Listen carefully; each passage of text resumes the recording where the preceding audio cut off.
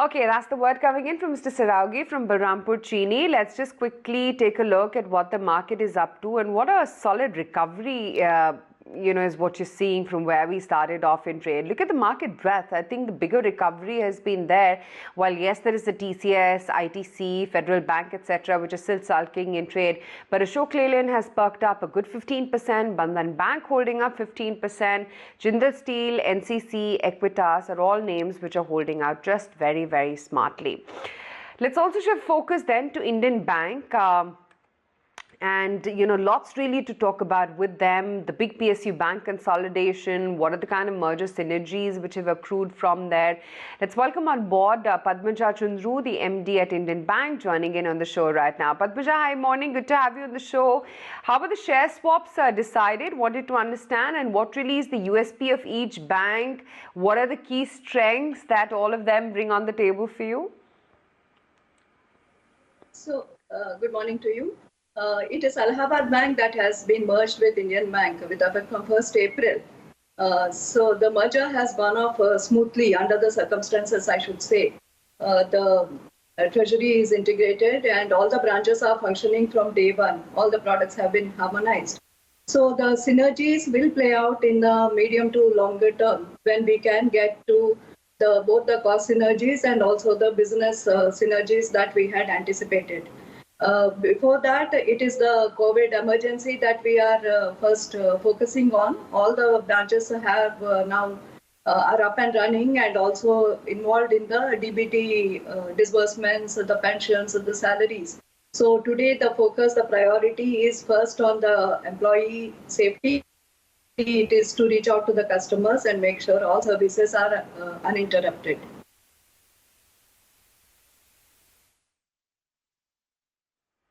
Sure. Besides, of course, the lockdown and the kind of hurdles that it brings with it, what are the teething troubles that you faced after the merger has begun to play out? Any hurdles that you think will become challenges and something that you will have to actively work upon once the lockdown does get lifted? So the merger process started 6 months back. We had enough time to prepare for this. The first 4 to 5 months were all spent on meeting with the employees, the customers of Allahabad Bank. As you know, one of the biggest synergies of this merger is that there is no geographical overlap at all. Both the banks operate almost in different parts of the country, with concentration of Indian Bank in the south and west and Allahabad Bank mostly in the north, the center and the east. So it immediately gives Indian Bank doubling of the size. Our tagline also is banking twice as good. So we have doubled our business, we have doubled the branches, doubled the employees. So all resources are doubled.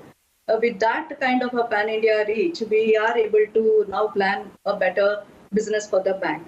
Yes, the hurdles have been there in the last 1 month when we could not reach out or we could not physically travel to the various centers of Allahabad Bank.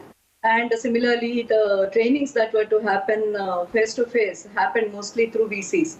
But prior to this, there has been a lot of intermingling happening. There were common training programs arranged for the zonal managers and other levels of both the banks in Lucknow, in Calcutta, and also in Chennai. So I think the biggest hurdle or the biggest concern in this amalgamation was that a mid-sized bank is taking over a similar-sized bank, which probably never happened in this consolidation phase of in the Indian industry.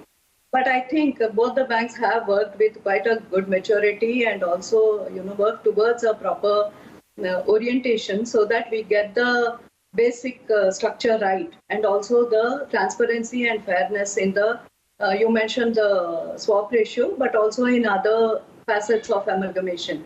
It is especially the employees who matter a lot. It is the HR which has been the main top of the mind, concern for all of us, because it was perceived that the culture of both the banks was totally different, and we had to work on that area quite a lot. But it was a surprise to me that the more I started interacting with Allahabad Bank management and their employees, it was really not so different at all. It meant a little reorientation from both the sides, but it is very doable and there is a lot of optimism and positivity around the whole thing. I think it is all communication. The more we meet in person, the more we have VCs, the more interaction we have, the more the barriers fall down.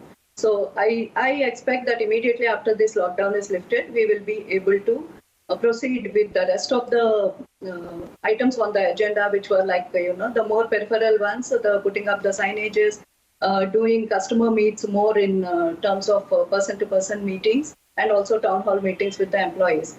But that said, no other measure is really pending for the lockdown. The branches are all operating, mostly with 50% attendance, but things are moving on.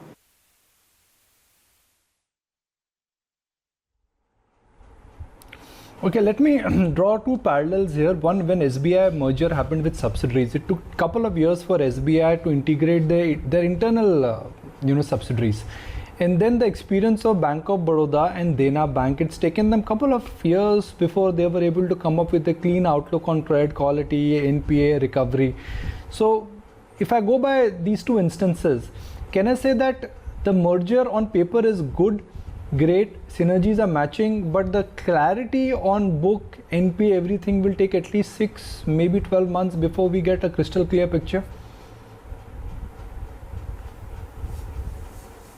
I think there is a difference between the mergers that you have been talking of. SBI merged 5 of its subsidiaries, though it was a large-scale merger. And yes, Bank of Baroda also, 2 more banks. And I think the time for preparation in this case, in the case of Allahabad Bank and Indian Bank, has been a little longer. We had enough time to go through the whole process in a more systematic way.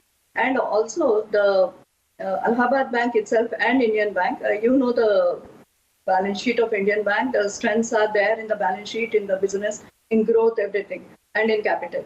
Allahabad Bank also, though it was under PCA till last February or so, it has in the interim period also cleaned up the balance sheet. There is a lot of work that has gone towards recovery and towards more, focus on the arresting the slippages. So I don't see any big surprises coming from the Allahabad Bank balance sheet merger. We are continuously in touch with them.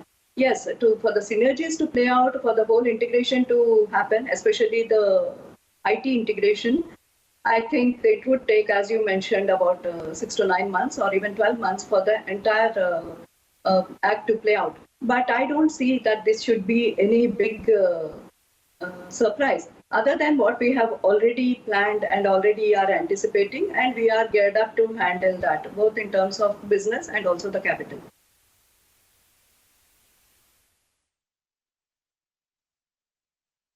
Comments. Because of merger, the balance sheet will doubles, but you don't need to perhaps in today's time when technology is there and data mining is there, what happens to the HR cost, employee front? Will there be a huge rationalization which may happen? I mean, it may not happen this year, next year, but eventually, do you think that at percentage of total employee cost now for the merged entity, numbers could be significantly lower? Yes, I think in terms of rationalization, there won't be any, letting go of staff, because we need all the staff we have. As I mentioned, the branches are spread all over India. There is very little overlap in terms of physical branches. There is hardly 150 to 200 branches that overlap. And they also can be merged, and the staff can be, even the structure that we are planning, plans towards more centralization, where we would require a staff more at the central processing units and such other centralized units.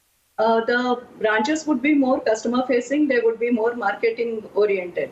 And so with the change in structure, there would be more staff required on the street in the branches to interact with the customers.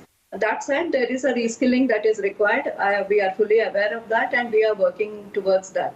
The cost to employee ratio right now, it is a little high in Allahabad Bank, but we would bring it down because of the two things. One is there are some retirements that would happen in the next 1 or 2 years, which is a ongoing process, and also the younger lot who we are continuing to recruit would be a lower cost for the bank. both in terms of the emoluments, also in terms of the pension.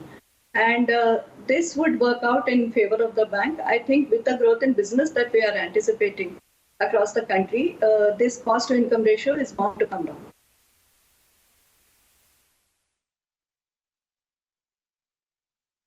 Ma'am, appreciate your time. Good luck and thank you for joining us. Let's take a break. It's turning out to be another good day of trade for markets. The good on relative